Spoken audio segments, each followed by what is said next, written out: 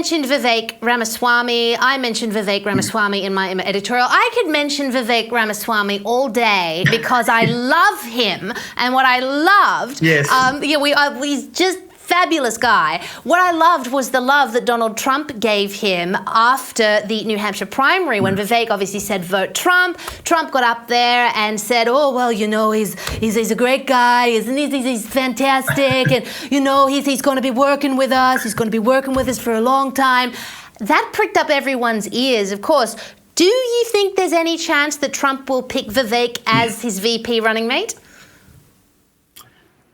Look, I think it will be unlikely. I mean, I wouldn't be upset with the decision. I mean, I think Vivek's brilliant. I mean, he's one of the most articulate politicians, probably the most articulate politician that I've ever heard. I mean, he's extraordinarily brilliant, and he can debate anyone underwater. And he's an extraordinary asset for the Trump team.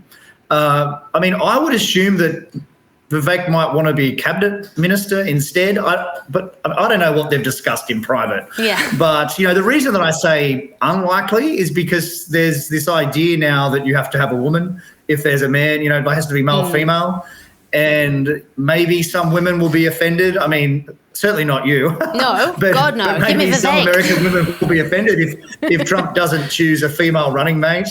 So, the political hardheads might say that there's more votes to be got at the margin from having a female running mate.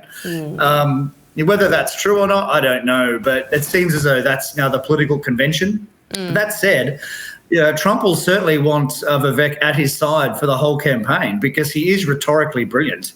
And I mean, he's better than Trump. I mean, he's sharper than Trump, and he can articulate what Trump wants to say even better than Trump can. And I think I think Vivek has a more intellectual understanding of what the problems of the United States are. And I would say more so than Trump does. Trump kind of has the intuition right, but I think Vivek can kind of clothe it in better language. So I think he's an enormous asset. And where he ends up if Trump wins, who knows? But that said, that position of vice president, obviously, under a future Trump administration is very important because, Trump could retire in 3 years, just say, okay, I've had enough. And so that person becomes president and he can't run for a third White House term. So that vice president's going to be very well positioned to run for president. Well, absolutely. I mean, wasn't that why people were speculating that Ron DeSantis might like to be Trump's VP? But of course, there's problems because they're both from Florida, and I just don't think that would work. But I don't think it would work. No, that would not work. It's a nice thought, but in practice, So oh God, isn't that a shame though that there's that convention that it has to be a woman if it's a man running? I think there's bad blood between DeSantis and Trump too. I think they've said too many mean things about each other, but there's a lot of interesting Republican female governors. I mean, I really like Kristi Noem. She's great. She's good. Yeah.